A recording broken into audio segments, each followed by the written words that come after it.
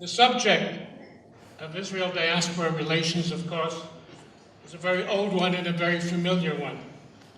The new angle that Shmuel just indicated and that this panel is tasked with is addressing the reverse of the usual.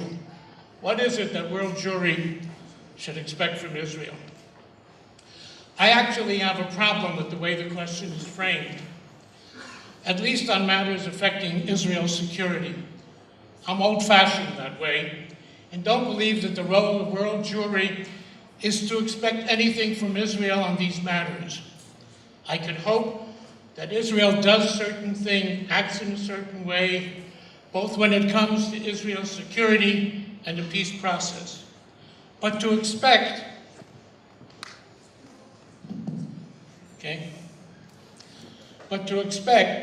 suggests,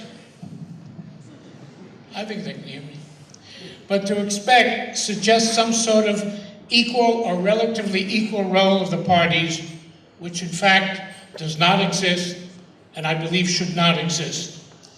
Israel's security challenges are profound and continue to be profound. And American Jews and other Jewish diaspora communities have historically, and I believe even to this day, recognized boundaries in each area that it has and seen its role to promote support for Israel, particularly related to Israel's security and standing in the world. Now, some would say that if Israel is not more forthcoming on matters of peace, that it will not be possible to maintain Jewish diaspora support. And therefore, American Jews and others should expect Israel to do certain things. Others even argue that diaspora Jews are adversely affected, and especially young Jews, particularly on campuses, when Israel looks uncompromising vis-a-vis the peace process or the Palestinians. I end up going back to basics here. As much as I am a Zionist, and I and millions of other Jews are living comfortably in America, and maybe in next year's panel when we find the formula for Aliyah, while Israelis continue to live on the front lines every day. Israel's democratic system has to work out what it must do to protect the country, but not to please us or to impress us. These are often, for you, life and death decisions, and we in diaspora need to respect the very different reality that Israelis face as opposed to that we face as diaspora Jews.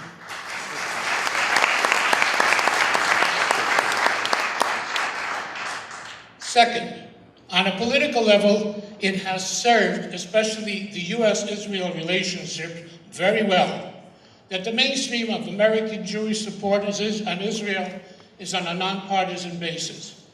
Members of the U.S. Congress and other influentials have understood for decades that there is something called the American Jewish community as a political force, and they have had to take it into account. It worries me that the sense of supporting Israel, whether there is a Likud government or Kadima government or a Labor government, is eroding. And there's increasingly a bit of free-for-all, whether from the left or from the right. I know the arguments that both the left and the right use to justify criticizing Israel abroad. There is a constituency for their views, they say. They're trying to help Israel and save it from itself. They're able to engage people in the community that otherwise would be apathetic to Israel. That they are trying to appeal to those who stress liberal values and liberal convictions.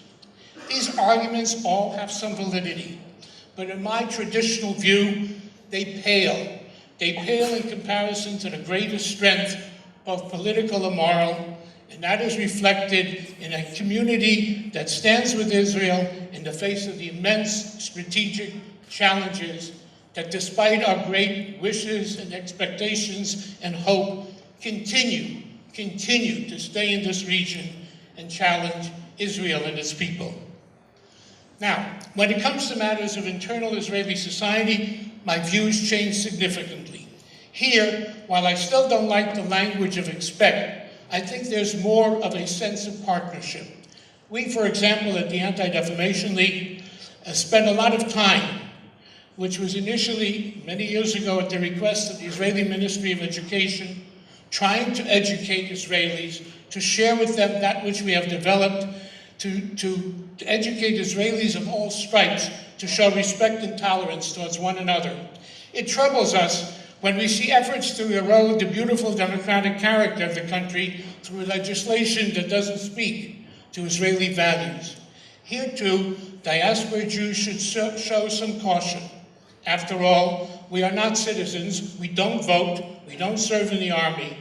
But if the words "we are one" are to mean anything, then on non-security matters, I believe much more comfortable in injecting our views on the Israeli scene. I also believe that diaspora Jews should not be in the business of trying to solve our own identity problems by entering into the morass of Israeli politics. The challenges of assimilation in the diaspora are profound and require greater attention to Jewish education, to Jewish communal connections. But ultimately, whether Israeli positions are more left-wing or right-wing will not be the determining element as to whether diaspora Jews remain Jewish. There are many ways to connect American Jews and world Jews to Israel. Partisan politics and ideology are not the best way to ensure the survival and growth of the world Jewish community.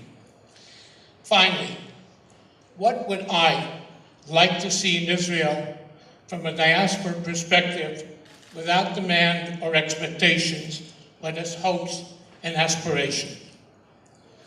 I would hope that Israel be the model for the reality expression of Jewish values and of human rights values, that it be dedicated to freedom and democracy in all its manifestations, that it pursue with a passion peace, that it abhor occupation, that it respect ve'ahavta re'acha kamocha, respect the fellow Jew and the non-Jew, the citizen and the non-citizen in its midst, regardless of color, creed, origin, or sexual orientation.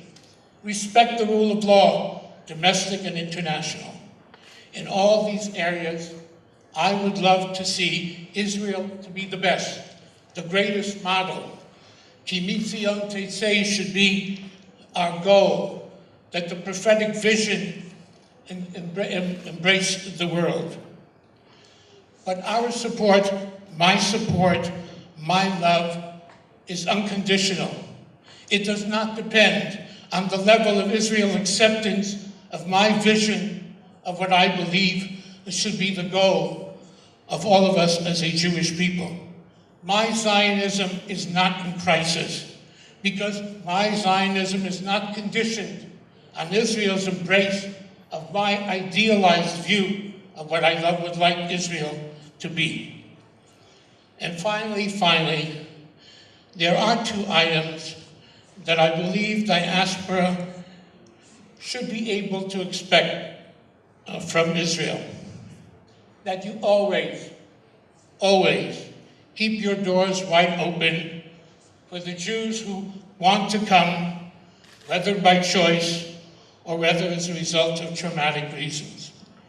And also, I believe that we in diaspora have a right to expect that Israel, the Jewish state, stand against anti-Semitism throughout the world, stand with vitality, with credibility, without politics, and when possible, in consultation with the Jewish community.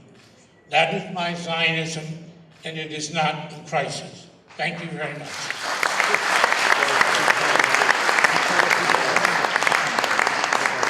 Thank you, Abe.